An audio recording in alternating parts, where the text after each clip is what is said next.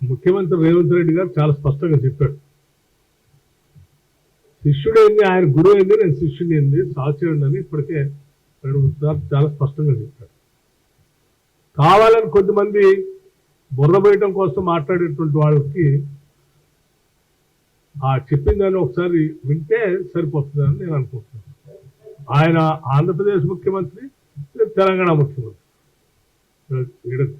ఇక్కడ సహచరులే కదప్ప గురు శిష్యులు అనే పదానికి అర్థమే లేదు. ఎవరైనా మాట్లాడితే ఆయన ఏమన్నాడో మరి వినుంటారు, అన్నోడిని ఏదో చేస్తారు, నేను అనలేను. కానీ ఒకసారి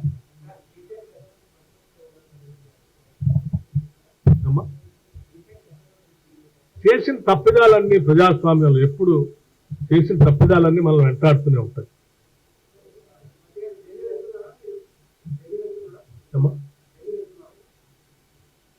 మిగతా అంశాలు మీకు చెప్పాను నేను. వారు వచ్చిన తర్వాతనే వెళ్ళి 10 ఏళ్ళు వారి పుణ్యమే అవి పోవటానికి కారణం. 7 మండలాలు పోవటానికి కారణం కేవలం టీఆర్ఎస్. ఆనాడు టీఆర్ఎస్ బీజేపీ కలిసి ఇద్దరు పార్లమెంట్లో ఒకళ్ళకొకళ్ళు మద్దతు ఇస్తూ చేసుకున్న పాపమే 7 మండలాలు పోయినాయి. కానీ వాస్తవంగా చట్టం వచ్చినప్పుడు 7 మండలాలు పోలే, 7 మండలాలు తెలంగాణలో ఉంది. సో ఆ ప్రాయశ్చిత్తం ఏదైనా ఉంటే వాళ్ళు చేయాలి. ఇప్పుడు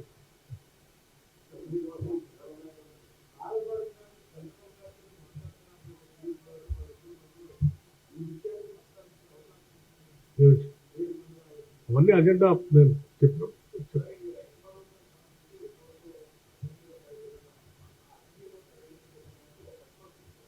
అందరి సభ్యులకి మాట్లాడే అవకాశం, అందరి అభిప్రాయాలు తీసుకుంటారు. ఎవరు ప్రతిపక్షాన్ని కూడా వారి అభిప్రాయాలు కూడా తీసుకుంటారు, వారు కూడా మాట్లాడాలి. అమ్మా ప్రతిపక్షం అంటే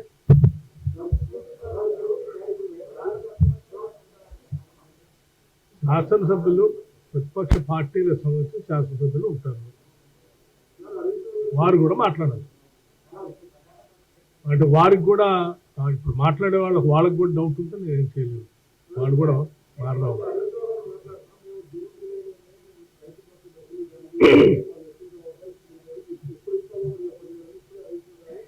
అదే అన్నా, అందుకే నేను చెప్పేది, హరీష్ రావు గారు లాంటి కళ్ళబొల్లి మాటలు చెప్తూ కాలం వెళ్ళబుచ్చే ప్రభుత్వం కాదు మాకు. మేము ఈ లోపలనే రైతులకి అవసరమైనటువంటి వెసులుబాటు కల్పించేటువంటి కార్యక్రమానికి సంబంధించిన రుణమాఫీ సంబంధించిన 2 లక్షల సంబంధించిన నిర్ణయం కూడా జరుగుతుంది. అది వాళ్ళు పొంది వాళ్ళు పని కార్యక్రమం ఉండడంలోనే రైతు భరోసా చర్చ కూడా జరుగుతుంది, దాని కూడా నిర్ణయం చేస్తాం.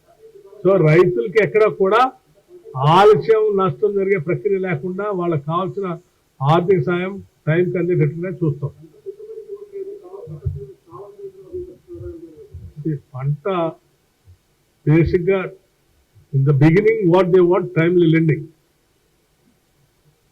ఎనీ ఫార్మర్ పంట రుణం అనేది టైమ్లీ కావాలి వాళ్ళకి. ఆ పంట రుణాలు పొందటానికి గత 5 ఏళ్లుగా లేకుండా చేశారు వాళ్ళు. మనీ లెండర్స్ దగ్గర పోయే పరిస్థితి సృష్టించారు. అంతిమంగా మనీ లెండర్స్ దగ్గర పోయే ₹2 నుంచి ₹10 వడ్డీ దాకా పోయే పరిస్థితి తీసుకొచ్చారు.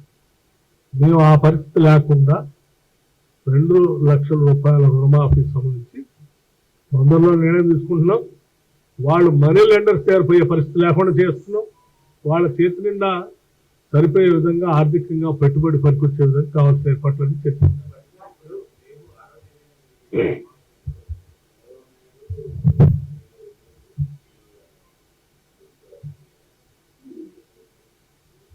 ఇప్పటికే